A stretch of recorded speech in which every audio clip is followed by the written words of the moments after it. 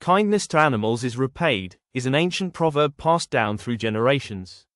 It is so old that many people believe it belongs only in fairy tales. Yet the story of Tai Ho reminds us that it is far more than a legend. On a cold winter morning in 1999, a light drizzle lashed the gloomy streets like a whip. Mr. PVK, who lived in CG, slowly opened his creaking wooden door when a small dog suddenly dashed into his house without the slightest hesitation. The little dog was trembling, covered in mud, and its sorrowful eyes flickered like a faint lamp struggling against the darkness. No one knew where it had come from, but Mr.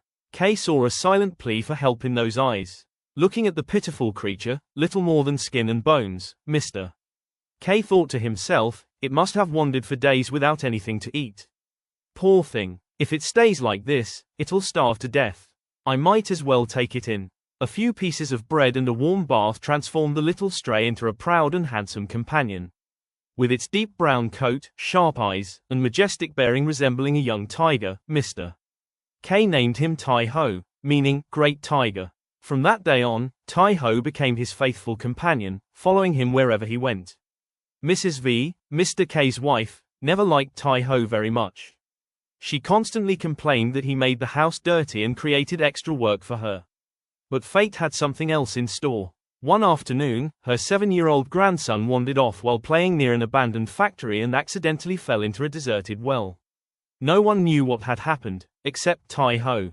The dog barked until his voice grew hoarse, but no one paid attention. Desperate, Tai Ho ran home, grabbed Mr. K's pant leg with his teeth, and pulled insistently. When they reached the well, Tai Ho stood at the edge, staring anxiously at Mr. K while growling urgently as if pleading for him to look down. Mr. K peered into the well, and his legs nearly gave way when he saw his grandson barely clinging to life. The boy was rescued just in time. From that day forward, Tai Ho became a hero in the eyes of the entire family.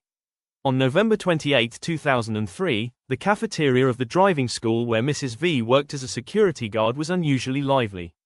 Earlier that morning, one of the employees had bought a butchered dog at the market so the staff could enjoy a celebratory meal together. The rich aroma of the cooking meat filled the air, making everyone's stomach growl with anticipation. As more and more employees gathered, waiting for the meal to begin, Tai Ho suddenly rushed in and barked furiously, his loud cries drowning out everyone's laughter and conversation. Thinking he simply wanted food, one of the men tossed him several pieces of meat. But instead of eating them, Tai Ho placed his paw firmly over the meat and continued barking. He barked, scratched at the ground, and tried desperately to get everyone's attention, but no one paid him any mind. Helpless, tears began to well up in his eyes. He then walked over to his own puppies nearby. Gently, he sniffed each one with his wet nose before carefully licking the dirt from one puppy's fur, as though saying a final farewell. When he finished, Tai Ho returned to the crowd. Once again, he clawed at the ground and let out heartbreaking cries filled with sorrow and desperation. Everyone found his behavior strange, wondering what had gotten into him, but they simply went back to what they were doing. Finally, in utter despair, Tai Ho lunged forward and swallowed 3 pieces of the dog meat lying on the ground. So that's what he wanted all along, he just wanted to eat, one of the men laughed as he patted Tai Ho on the head. But only a few minutes later, something shocking happened. Tai Ho collapsed onto the ground, writhing in unbearable pain.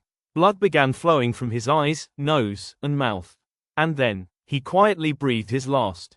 Everyone turned pale. No one dared touch the pot of meat anymore. The meat was sent for laboratory testing, and the results revealed that it had been contaminated with tetramethylene disulfotetramine, tetramine, an extremely deadly rat poison.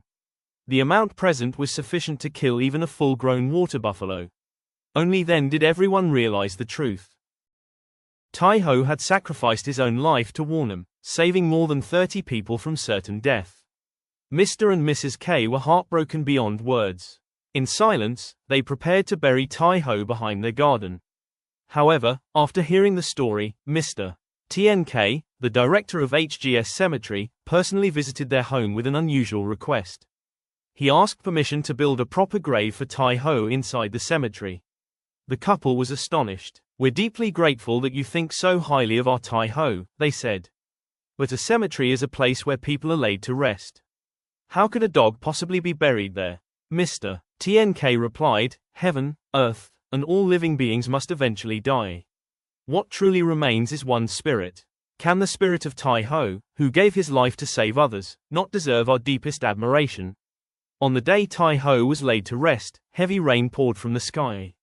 More than 100 people, including those whose lives he had saved and many others who had been moved by his extraordinary sacrifice, stood beneath the rain to accompany him on his final journey. Their tears mingled with the cold rain. Tai Ho's grave was built with great dignity.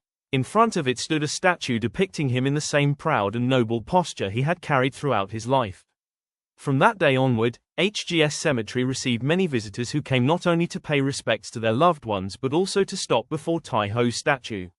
Each person bowed their head in gratitude to the silent hero who had given everything to save others.